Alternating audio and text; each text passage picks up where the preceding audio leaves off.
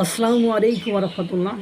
এনসিপির নেতাকর্মীদের সব জায়গায় যুক্তি শুনে আমার একটা গল্প মনে পড়েছে যে একজন ব্যক্তির খুব টয়লেট পেয়েছে। মানে আগেকার আমলে বাজার তো ছিল অনেক দূরে, 2-3টা গ্রাম পার পার করে, তারপরে বাজারে যাওয়া লাগতো, সে অনেক দূরে। সে খাওয়া দাওয়া করে, মানে দুপুরে খাওয়া দাওয়া করে হেঁটে বাজারে আবার হেঁটে যাইতে হতো, কোনো রাস্তাঘাট ছিল না, বাইসাইকেল ছিল, তার রাস্তায় চলতো না। আর গ্রামের দিকে স্পেসিফিকভাবে রাস্তা তো ছিলই না। আমার বয়সী বা কথা, আমি যখন কলেজে পড়ি, আমার বাসা থেকে কলেজে যাওয়ার যে রাস্তাটা ছিল সেই রাস্তাটাই পাকা, মানে কাঁচা ছিল, অর্থাৎ সেখানে ভ্যান চলতো। তো আবার যেদিন বর্ষা হতো সেদিন ভ্যান চলতো না, চলতো হতো বাইসাইকেল। আমরা অধিকাংশ সময় হেঁটেই আসতাম, 40-45 মিনিট সময় লাগতো, হেঁটেই আসতাম কলেজে। এই পরিবেশ পরিস্থিতি, তা আমি 2006 সালে এইচএসসি পাশ করেছি। তাই 2006 সালে যদি এই অবস্থা হয়, তারও কত আগের ঘটনা।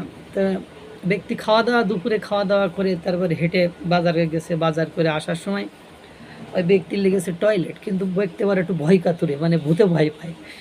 মানে এখন লাগছে প্রচুর, মানে টয়লেটে সাপ লাগছে, আবার ভেতরে বাগানের ভেতরে যে টয়লেট করবে। আর আগেকার সময় তো লোকালয়ে বন বিড়াল, বন বাঘ, তারপরে বা শিয়াল, মানে আরও কত কত ভয়ঙ্কর প্রাণী বাস করতো বা থাকতো।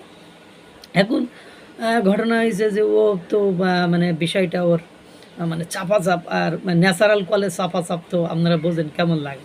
তো ও মনে করেন কি করবে, উপায়ন্তর না পেয়ে কী করছে, চোখ বন্ধ করে লুঙ্গি উঁচু করে বসে পড়ছে। চোখ বন্ধ করে লুঙ্গি উঁচু করে বসে, মানে টয়লেট ময়লেট করে চোখ খুলে দেখে আশেপাশে কেউ নেই, ভাগ্যিস কেউ দেখিনি। অর্থাৎ ও কাউকে দেখিনি, মানে ওকে কেউ দেখিনি, বিষয়টা এরকম হয়েছে। তো এনসিপির নেতাকর্মীদের আমার যুক্তিগুলো আমার কাছে ঠিক ওরকমই মনে হয়, যেখানে পুরো বাংলাদেশ মানে মিডিয়াগুলো বা বিভিন্ন সোর্স থেকে যে প্রমাণাদি আসছে, তাদের চাঁদাবাজি, নিয়োগ বাণিজ্য, দখলদারি, বদলি বাণিজ্য, এই সবগুলো একদম প্রকাশ্য দিনের, মানে আলোর মতো পরিষ্কার। তখনও তারা সুন্দর করে, মানে ওই যে রিয়াদের ঘটনাটাই একটু যদি সামারাইজ করি, তাহলে এরকম তিনি বলছেন আদালতে, আমরা তো সেখানে চাঁদাবাজি করতে যাইনি, আমরা গিয়েছিলাম যে আওয়ামী লীগের লোককে ওখান থেকে ধরিয়ে দিতে, আমরাই তো পুলিশকে ডেকেছি। মানে কথা তারা এরকম বলেছে। হ্যাঁ, কিন্তু দেখেন চাঁদাবাজির টাকার মানে চেক টেক কোথা থেকে কিভাবে পাওয়া যাচ্ছে সেটা দেখছেন। কিভাবে 5ই আগস্টের পরে রিক্সা চালকের ছেলের পাকা বাড়ি হয়ে যাচ্ছে, 1 লাখ টাকার গরু কুরবানি মানে দিচ্ছে। সেটা আপনারা হয়তো বা দেখেছেন। আরে ভাই, প্রত্যেক মাসে 50,000 টাকা আয় করেও মানুষ সংসারের খরচের পরে 20,000 টাকার এক গরু ভাগে কুরবানি দিতে পারে না।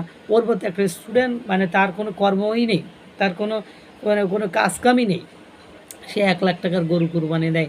এইসব মানে লেভ এক্সকিউজ বলে, মানে মানে খোঁড়া অজুহাত যেগুলো।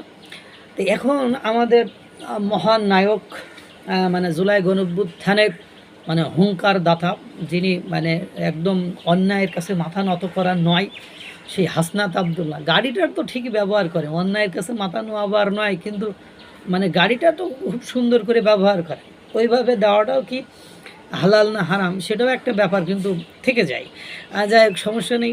এখন তিনি কালকের এক বক্তব্যে যখন সারা বাংলাদেশের এনসিপির বৈষম্য বিরোধী ছাত্র আন্দোলনের নেতাকর্মীদের মানে নিয়োগ বাণিজ্য, চাঁদাবাজির গোমর, তারা নিজেরাই নিজেদেরকে ফাঁসে, যেমন উমা ফাতেমা বলছে, নীলা ইসরাফিল বলছে, মানে ওদের নেতারাই, মানে যত জায়গায় তাদের চাঁদাবাজি ধরা পড়েছে, তাদের বৈষম্য বিরোধী বা এনসিপির নেতারা এক গ্রুপ আর এক গ্রুপকে বনিবনাই না হয় তারা লেলিয়ে দিয়েছে বা ধরিয়ে দিয়েছে, অন্য কাউকে লাগে নাই।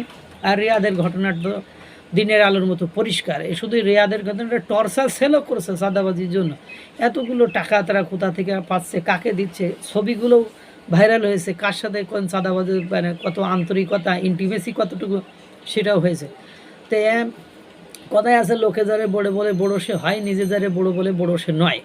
তা হাসনাত আবদুল্লাহকে, মানে হাসনাত আবদুল্লাহ দল এনসিপির মানে চাঁদাবাজি, নিয়োগ বাণিজ্য, মব সৃষ্টি, তাদের অপকর্মের মানে যখন ফিরিস্তি সবাই সামনে চলে এসেছে, তখন হাসনাত আবদুল্লাহ বলছে যে চাঁদাবাজ, নিয়োগ বাণিজ্য, করা বা ব্যক্তিদের, দুর্নীতিগ্রস্ত ব্যক্তিদের এনসিপিতে কোনো ঠাঁই নেই। আরে ভাই, ওই যে চোরের মার গলা ডাঙর বেশি, বিষয়টা ওই রকম হয়েছে। নিজে কতটা দুর্নীতিবাজ সেটার দিকেও একটু আয়নার দিকে দাঁড়ানো উচিত। মানে একসময় যাদের খাওয়া হইতো না, যাদের 100 টাকার পকেটে থাকতো না, লাভলির দোকানের পানিয়া চা খেয়ে খাইতে হইতো, রিক্সা ভাড়া দিতে পারতো না, তারা এখন যখন কোটি টাকার গাড়ি নিয়ে ঘোরে, তারা এখন যখন একটা দিনের মানে রাতারাতি বাড়ি বানায় ফেলে, 12,000 টাকা বেতনের চাকরিজীবী হান্নান মাসুদের বাবার দিন কাটবে কি পার হবে কি সেটাই মানে হয় না।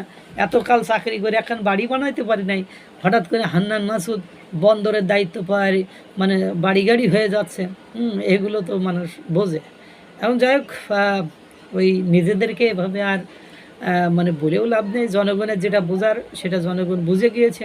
ওই আপনার কথা যদি সত্যি হয় বা আপনার কথায় যদি আপনার নিষ্কলঙ্ক নিষ্পাপের মানে হওয়ার মানে থাকে, তাহলে সেই অনুযায়ী বিগত সব রাজনীতিবিদরা নিষ্পাপ নিষ্কলঙ্ক ওই আপনাদের মতো করেই তাদের কাছে তাদের ওই প্রমাণাদি বা আপনাদের মতো করেই তারা মানে অভিযুক্ত বা ওই ওই অভিযুক্তের কাঠগড়ায় গিয়েছে।